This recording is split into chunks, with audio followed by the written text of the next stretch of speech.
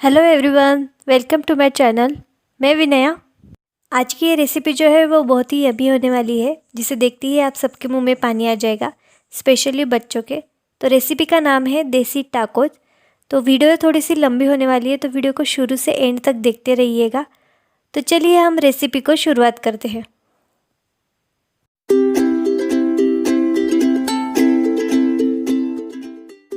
सारे नाप में इसी कटोरी से लूँगी। तो सबसे पहले हम लच्छा पराठा बनाएंगे। तो उसके लिए हमने 1 कटोरी मैदा लिया है। उसमें हम 1/4 चम्मच बेकिंग पाउडर डालेंगे, 1/4 चम्मच बेकिंग सोडा और 1/4 चम्मच ही नमक इसमें डालेंगे। और अब इसको हमें अच्छे से मिक्स कर लेंगे। आप चाहे तो गेहूं के आटे का भी इस्तेमाल कर सकते हैं। अब हम इसमें दही डालेंगे। पूरा आटा हमें दही से ही गूंदना है। तो इतना आटा गूंदने के लिए 1/4 कप दही काफ़ी हो जाता है। तो दही को मैं अच्छे से इसमें मिक्स कर लूँगी और फिर हाथ से आटे को गूंद लूँगी। नॉर्मली जब हम लच्छा पराठा बनाते हैं तो उसमें ये सारी चीज़ें नहीं जाती है, लेकिन हम कुछ अलग लच्छा पराठा बनाने वाले हैं जिसमें लेयर्स भी होंगी और जो ब्रेड की तरह फूलेगा भी। तो मैं इसे अच्छे से मिक्स कर लेती हूँ।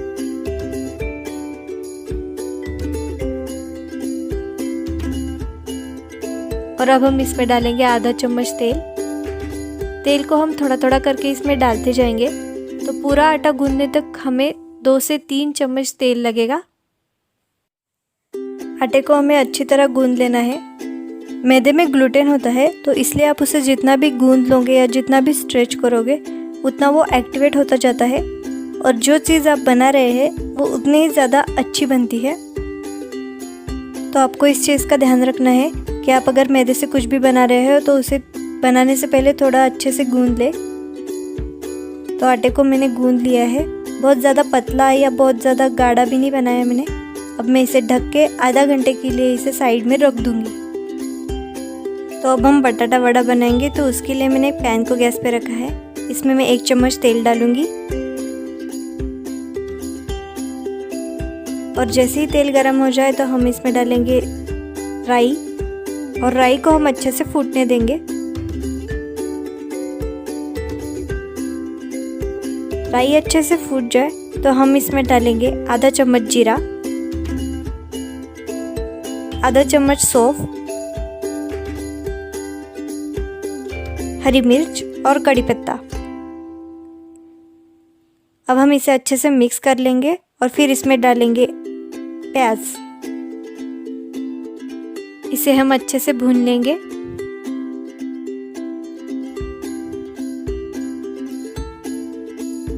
और अब हम इसमें डालेंगे 1/4 चम्मच धनिया पाउडर, हल्दी, लाल मिर्च पाउडर क्योंकि मुझे थोड़ा तीखा पसंद है, गरम मसाला और इसे हम अच्छे से मिला लेंगे। अब हम इसमें डालेंगे बॉईल और मैश किए हुए 4 मीडियम साइज़ के आलू और इसे हम मसाले के साथ अच्छे से मिला लेंगे।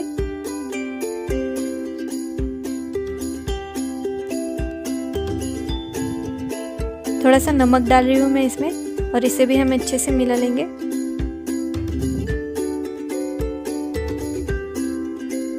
और अब मैं इसमें डालूंगी बारीक कटा हुआ धनिया, थोड़ी सी कसूरी मेथी और इसे भी हम अच्छे से मिला लेंगे।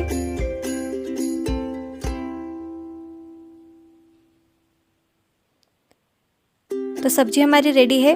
अब हम बैटर बना लेते हैं। तो उसके लिए मैंने 1 कटोरी बेसन लिया है। इसमें मैं 1/4 चम्मच नमक, हल्दी और लाल मिर्च पाउडर डालूंगी और इसमें पानी डाल के इसे अच्छे से फेंट लूँगी। ध्यान रखिए कि मिक्सचर को आपने ज़्यादा गाढ़ा या ज़्यादा पतला भी नहीं बनाना है।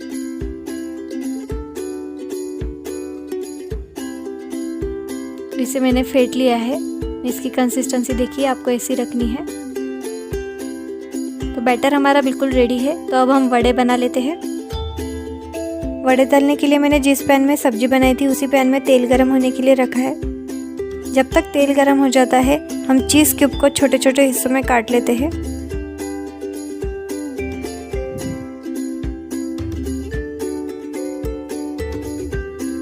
ये देखिए बिल्कुल इसी तरह। फ़िलहाल जितनी ज़रूरत है मैं उतने ही चीज़ क्यूब काटूंगी। तो अब हम वड़े बना लेंगे। तो इसके लिए मैं थोड़ी सी आलू की सब्जी ले रही हूँ और इसे मैं बीच में से दबा के इसका कटोरी का शेप बना लूँगी, बिल्कुल इसी तरह। अब मैं पुदीने की चटनी लूँगी और जो चीज़ क्यूब हमने काट के रखे थे उसमें से एक क्यूब लूँगी और इसे पुदीने की चटनी में अच्छे से डिप करूँगी। चटनी को हमें अच्छे से चीज़ क्यूब को लगा लेना है। अब इसे मैं कटोरी में रख के इसे अच्छे से पैक कर लूँगी। अगर चटनी बाहर निकल रही है तो उस जगह पे हम आलू की सब्जी लगा लेंगे और इसे अच्छे से पैक कर लेंगे। और अगर फिर भी निकल रही है तो कोई दिक्कत नहीं, क्योंकि हम इसके ऊपर बेसन का कोटिंग भी करने वाले हैं। अब मैं इसका लड्डू का शेप बना लूँगी और फिर इसे हल्के से ऊपर से दबा के इसका टिक्की बना लूँगी। ये देखिए, अब मैंने इसे बेसन में डाल दिया है। अब इसी तरह हम दूसरी भी टिक्की बना लेंगे।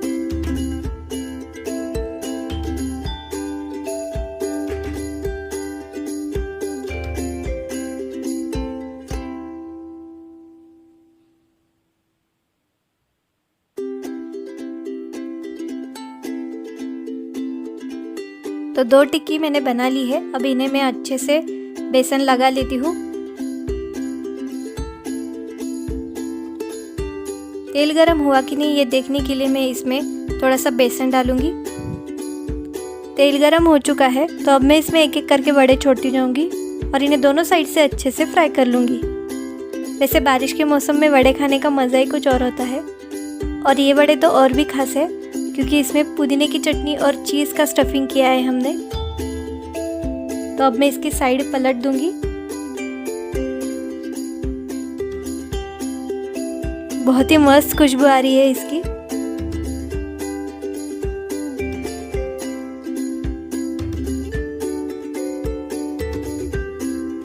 तो वड़े हमारे फ्राई हो चुके हैं।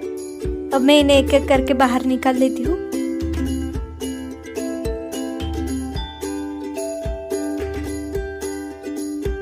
वड़े हमारे रेडी है। तो अब मैं टाकोस को लगाने का सॉस बना लेती हूँ।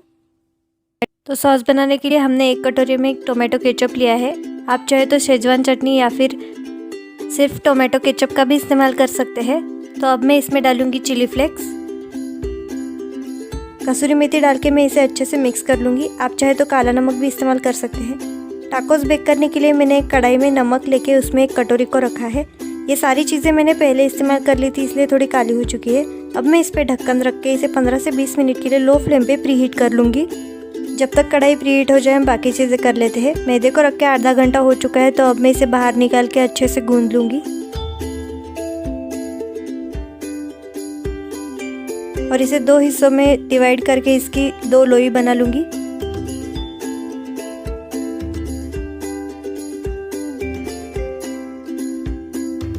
तो आटे की लोई हमने बना ली है। अब मैं थाली पे मकई का आटा डाल के लोई को बेल लूँगी। अगर आपके पास मकई का आटा नहीं है तो आप मैदा, चावल का आटा या फिर गेहूं का आटे का भी इस्तेमाल कर सकते हैं। यहाँ पे मैंने थाली का इस्तेमाल इसलिए किया है क्योंकि हमें थोड़ी बड़ी रोटी बनानी है।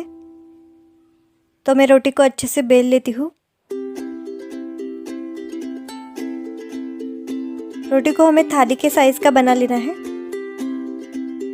रोटी को हमने थाली के साइज़ में बेल लिया है। अब हम इसे तेल लगा लेंगे।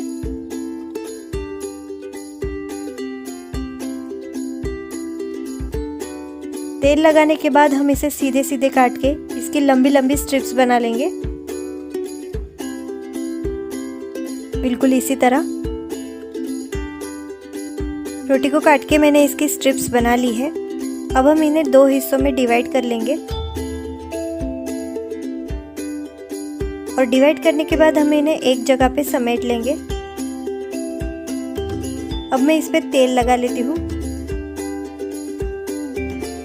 और अब इसमें से एक हिस्से को लेके मैं 2 उंगलियों के साइड से इसे बिल्कुल पगड़ी की तरह लपेट लूँगी और जो लास्ट में बच जाता है उसे मैं बीच में से डाल दूँगी। बस इसी तरह हमें लोई बना लेनी है दोनों हिस्सों की। अब इससे मैं भी वैसी ही लोई बना लूँगी। अब इसमें से एक हिस्से को साइड में रख के मैं एक हिस्से की पराठा बेल लेती हूँ।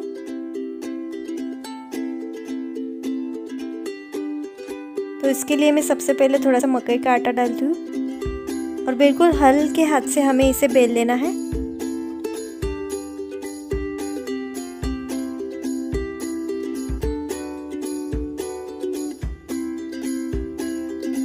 तो पराठा हमने बेल लिया है, अब हम इसे सेक लेते हैं। तो उसके लिए मैंने एक पैन को गैस पे रखा है और इस पे मैं पराठा डाल के इसे हल्का सा सेक लूँगी, बस इसका कच्चापन चला जाए, ज़्यादा नहीं सेकना है हमें। पराठा एक साइड से सेक चुका है तो अब मैं इसे पलट देती हूँ। ये देखिए बिल्कुल हल्का सा सेका है मैंने।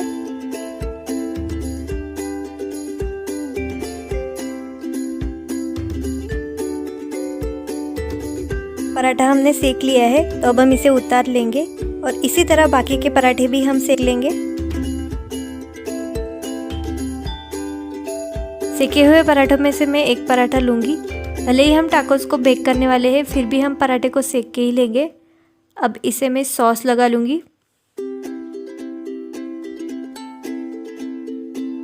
अब इस पर मैं रखूँगी ढेर सारा चीज़ और जो वड़े हमने फ्राई करके रखे हैं उसमें से 2 वड़े मैं इस पे रखूँगी और इस पर लगाऊंगी मैं पुदीने की चटनी, थोड़ा सा चिली फ्लेक्स, ओरेगानो और इसके ऊपर भी मैं थोड़ा चीज़ डालूंगी और टाको को अच्छे से पैक कर लूँगी।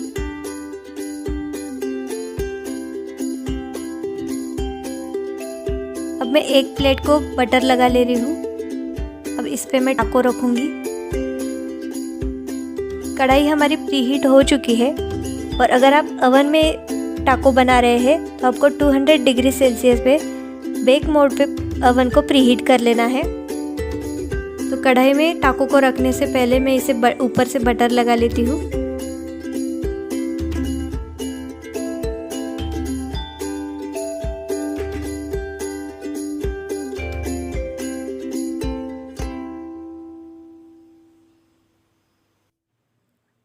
कढ़ाई प्रीहीट हो चुकी है तो अब हम इस पर का ढक्कन हटा देंगे और जिस प्लेट में हमने टाको रखा है उस प्लेट को हम कढ़ाई में रखी हुई कटोरी के ऊपर रख देंगे।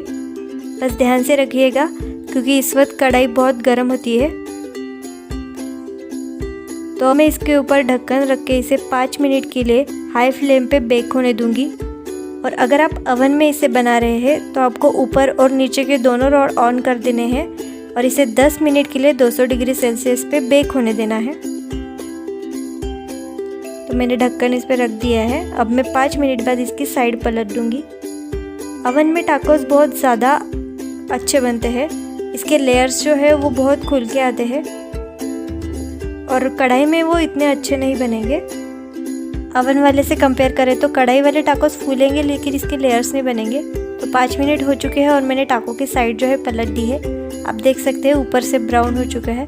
अब मैं दोबारा इसे ढक दूंगी और 5 मिनट के लिए इसे बेक होने दूंगी ताकि ये दोनों साइड से अच्छे से बेक हो जाए।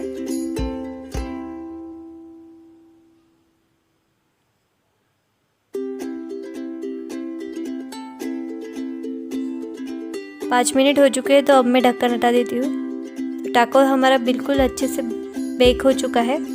तो अब मैं इसे बाहर निकाल लेती हूँ और एक प्लेट में सर्व करके आपको दिखा देती हूँ। प्लेट में सर्व कर लिया है। आपको इसे टोमेटो केचप या चीज़ डिप किसी भी चीज़ के साथ सर्व करने की ज़रूरत नहीं है क्योंकि ये वैसे ही इतने टेस्टी लगते हैं। ये रेसिपी बच्चों को बहुत पसंद आने वाली है। आज की ये रेसिपी बनाने के लिए मैंने जितनी भी चीज़ों का इस्तेमाल किया है उसमें से हम 4 टाकोस बना सकते हैं। तो जल्दी से जाइए और ये रेसिपी बना के देखिए और कैसी लगती है आपको ये रेसिपी तो कमेंट बॉक्स में लिख के ज़रूर बताइएगा। तो वीडियो देखने के लिए आपको बहुत बहुत शुक्रिया। और अगर आपको ये रेसिपी पसंद आई तो वीडियो को लाइक कीजिए, ज़्यादा से ज़्यादा शेयर कीजिए, मेरे चैनल को सब्सक्राइब कीजिए और साथ ही में घंटी को भी दबाइए ताकि मेरी सारी अपडेट्स आप तक पहुँचे। तो मिलते हैं हमारी अगली वीडियो में। तब तक के लिए खाते रहिए, खिलाते रहिए और देखते रहिए विनया काकड़ेस कुकिंग।